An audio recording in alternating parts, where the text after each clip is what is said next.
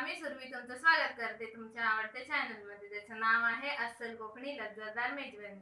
तर आज मी तुम्हाला गोडी डाळची रेसिपी सादर करणार आहे। तर वळूया आपल्या किचनकडे।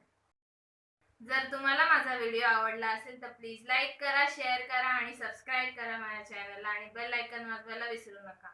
जसे जसे मी नवीन व्हिडिओ अपलोड करेन तसं तुम्हाला नोटिफिकेशन येईल। आज मी गोडी डाळ बनवणार आहे, तर त्यासाठी काय साहित्य लागतं ते बघूया। हे मी फोडणीचं साहित्य घेतलंय।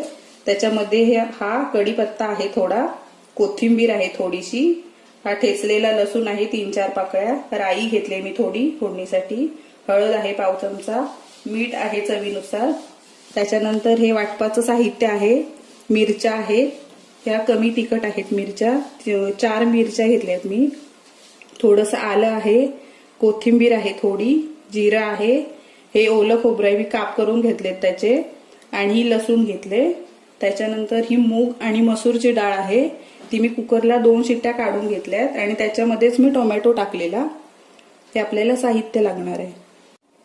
आता पहिल्यांदा मी हे सर्व वाटपचं साहित्य आहे ते मी मिक्सरच्या भांड्यामध्ये टाकते आणि हे चांगलं बारीक करून घेते सर्व साहित्य।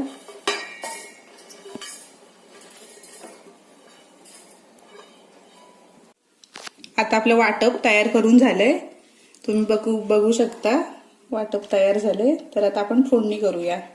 आता एका भांड्यामध्ये मी तेल गरम करायला ठेवलं होतं, ते आता बऱ्यापैकी गरम झालेलं आहे। तर आता त्याच्यामध्ये मी पहिल्यांदा राई टाकते।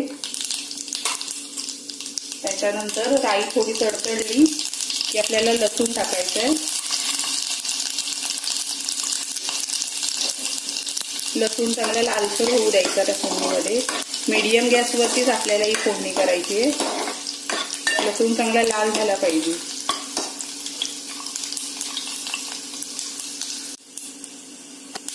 त्याच्यानंतर मी कढीपत्ता टाकते। त्याच्यानंतर आपल्याला त्याच्यामध्ये थोडीशी कोथिंबीर टाकायची।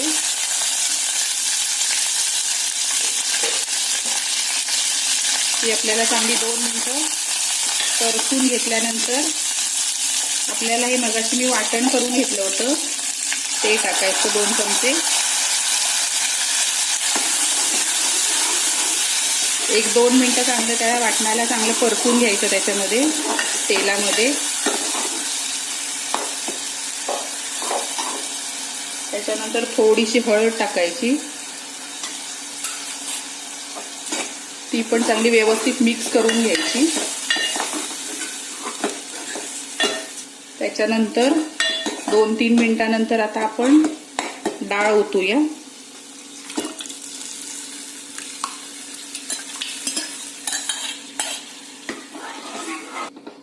आपल्याला पाहिजे असेल तर कमी जास्त आपण पातळ डाळ करू शकतो। हे मी डाळीचंच मगाशी काढून घेतलं होतं पाणी, तेच ओतलंय। आता या डाळीला आपण 5-10 मिनिटं चांगलं उकळून घेऊया। त्याच्यानंतर मी थोडंसं चवीनुसार मीठ टाकते आणि 10 मिनिटं जर आपल्याला डाळ शिजवून घेऊया थोडी। आता आपली डाळ तयार झाली, 10 मिनिटं चांगली शिजली ती, तर ती आता मी एका वाटीमध्ये काढून घेते। आता आपली गोडी डाळ तयार आहे। ह्या डाळीला वाटपाचं वरण सुद्धा बोलतात, आमच्या इथे गोडी डाळ सुद्धा बोलतात, आणि लग्न समारंभामध्ये ही डाळ आमच्या इथे बनवली जाते। तर ती तुम्ही करून पहा, आणि अतिशय ही डाळ सुंदर लागते भाताबरोबर खायला, आणि कोकणामध्ये ही गोडी डाळ अतिशय प्रसिद्ध आहे ही डाळ।